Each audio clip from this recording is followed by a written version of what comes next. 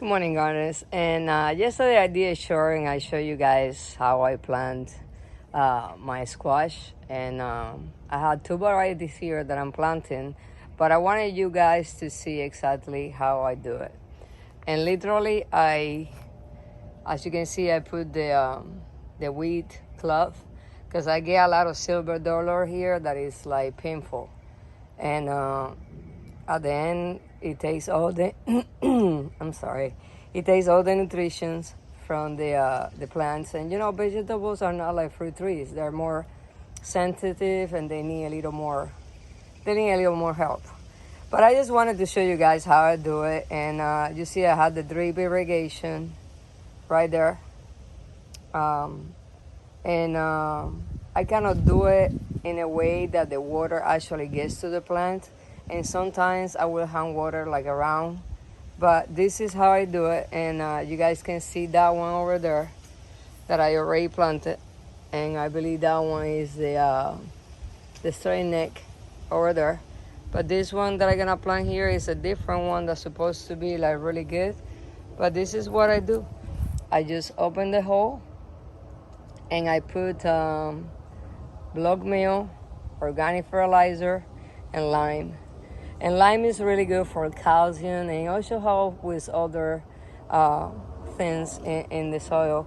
Vegetables need more attention and more love because they're like it's a little season. It's not like a fruit tree that lasts for years.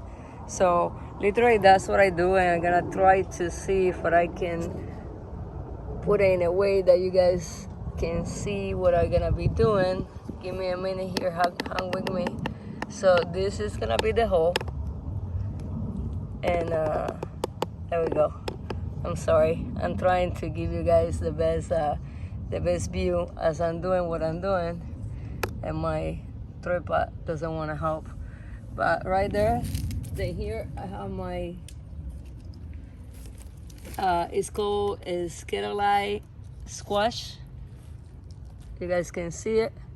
So I just flip it around, and you see the root is perfect. It's not root bound, and that's how you want it. And then what I do is I just plant it in there. I push it down a little bit because the squash can tolerate a little bit of. You can plant a little deeper than what they came from.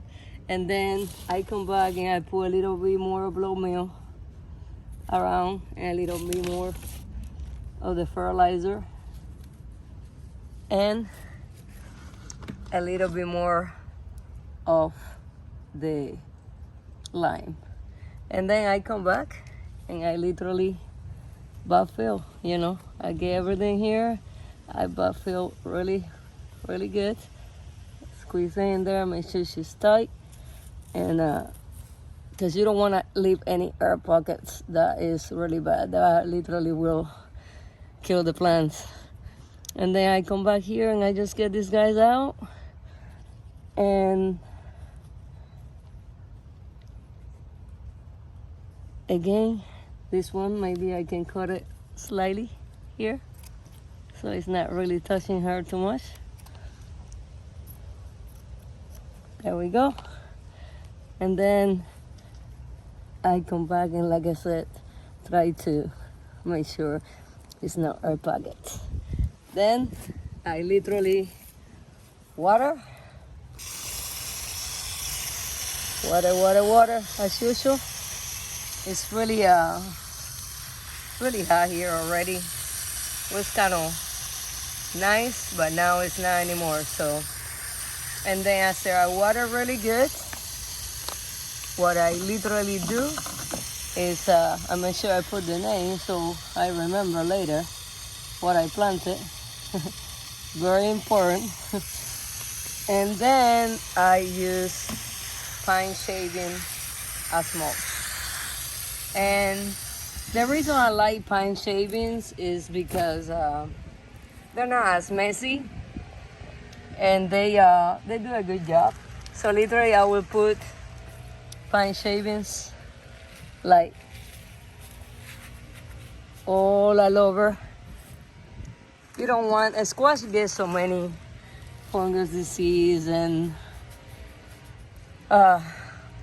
Then I have the vine board, and I have the squash box, and you name it. I have everything. But literally, that's how I do it. Not too much to it. And I will be probably doing the whole bed like that.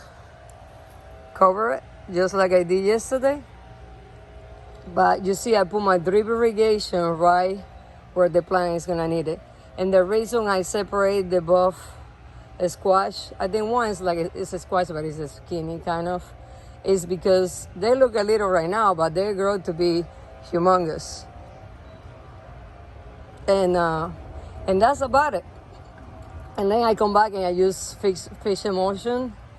And I also have another one that is called Bloom, that is 10-10-10. Actually, not 10-10-10, it's 0-10-10. And I use that when I start fruiting and all that. But it's not that crazy complicated. This is the way I do it. I mean, sorry because of my shadow is getting in the way. But that's it. This is the way I do it. And I try really hard to give my vegetables the best start that they can have, because it can get really crazy here with the disease and pests. I mean, if there is any pests that you know, I have it in my in my garden. But that's how it looks, the final product over there. Over there I got some different best squash, and then I got my honey squash in here.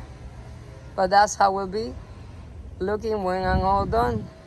And as always, guys, thank you so much for watching, and please like and subscribe if you think my content is good for you guys.